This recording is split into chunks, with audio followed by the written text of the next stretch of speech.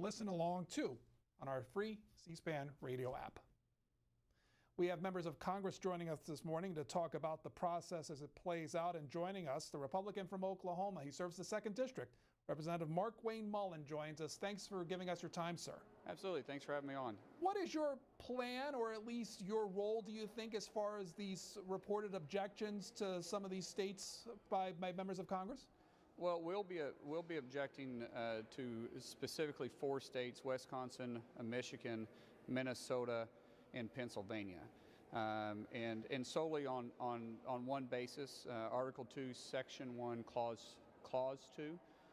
What we're basically objecting to is the way the electoral votes were received. We feel like in those states, very clearly, they went outside their latitude underneath the federal Constitution on who chooses when, where, and how that the electoral votes will be cast.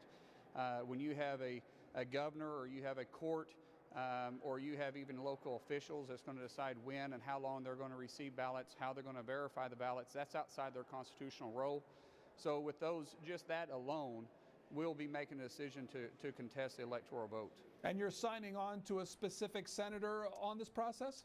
Well, right now we have some of the senators that have signed on to 2 of the 4 states.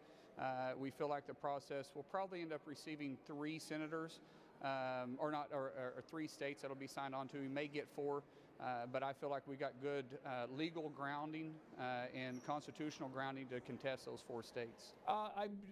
Throughout the course of the morning, some have said that when these issues should have they been resolved on the state level before the Electoral College votes were sent forward to be counted. Well, when one of the biggest complaints that President Trump has had, especially in Georgia, is asking the Secretary of State or even the governor to call a special session. In some of these states, the only way that the legislators can get together is if the governor or the Secretary of State will call for a special session. Until then, they can't legally go back in until session happens. Well, this is a process that a lot of state legislators during this time frame, they're not in session yet, and so someone has to call them back.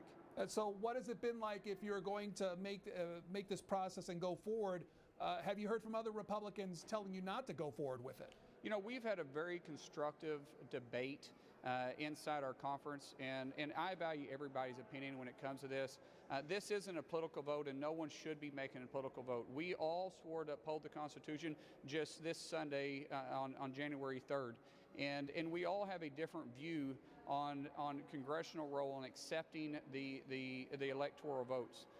And so I feel like this is something that all of us had to take a really hard, deep look at and stand up for the Constitution on the way that we perceive it should be looked at. And my opinion is anything that happened outside of them changing the electoral vote in the way that the ballots were going to be casted and received outside of the state legislature on its face alone voids out everything else that took place. Some people in the Republican conference feels like that's not our role, that we are there to make sure that the electoral vote is counted accurately on what the state sent to us. And I value both sides. I think this is the most consequential vote that any of us will cast, and we need to make sure we're doing what we believe is right, constitutionally speaking. Now, let me give you the opinion of Representative Liz Cheney, who's the GOP conference chair. I know Liz well. Yeah, she wrote in part this in an op-ed. She said, by objecting to the electoral slates, members are unavoidably asserting that Congress has the authority to overturn elections and overrule state and federal courts.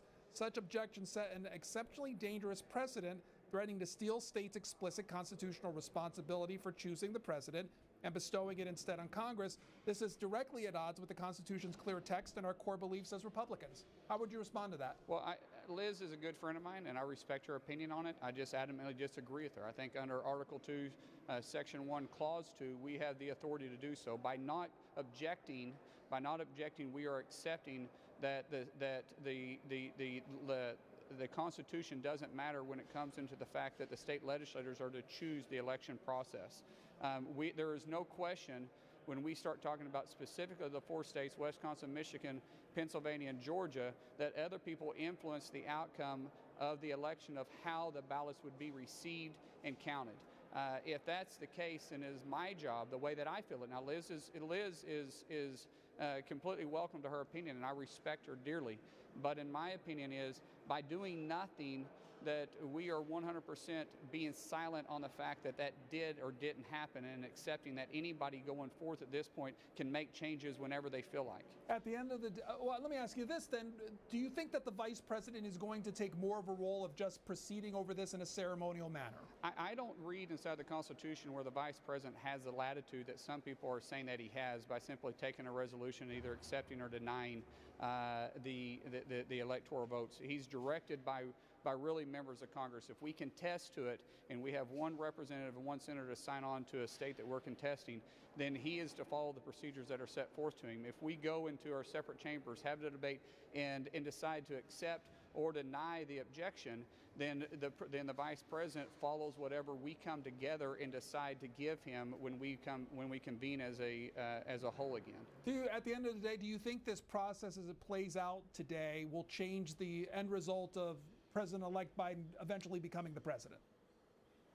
You know, I think it's very difficult. Keep in mind, when we go into a debate, once we challenge certain states and we have a representative, when we have a senator sign on to it, it just, if every Republican voted together and if every Democrat voted together, it'd be very difficult for us to actually win that, because a simple majority, before we can move straight into one state, one vote based on the delegation control, it has to be voted on, and both chambers have to agree on each state, or otherwise the electoral vote continues as is.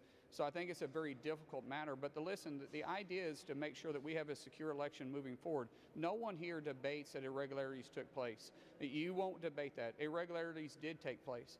And if we're in school and we get caught cheating on a test, they don't just simply do away with that one question that we got caught on. They throw the whole test out. In some cases, you get kicked out of the class or get kicked out of the entire university. And in this case, no one's debating that irregularities took place. Even A.G. Barr said that irregularities took place, but there wasn't enough that he felt that would predetermine or change the outcome of the election. What we want to make sure moving forward from this point, be it 2 years or 4 years down the road, that we have a secure election. What separates us from other democracies, what makes us the greatest democracy in the world, is that we've always had confidence in our election system. We always had confidence in our vote being counted.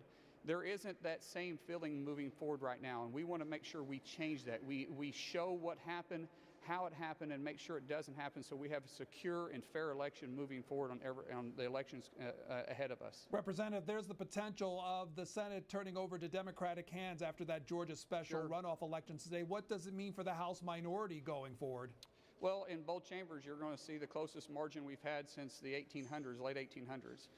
We have two things. We have an opportunity to work together in a bipartisan manner, or you're going to see a great divide and a lot of bickering, and nothing's going to move forward for the American people. And in our companies, my wife and I, we've been blessed with multiple companies, and in our companies, either we're growing or we're dying. There's no such thing as staying still. And if we don't come together as a group and work together to move forward, to move this country forward, set away the partisanship and put bipartisan in front, putting the American people first, as a country, we can't afford to sit still for 2 years or 4 years. We need to make sure that we work together. This is Representative Markwayne Mullin of Oklahoma. He's a Republican who serves the 2nd District.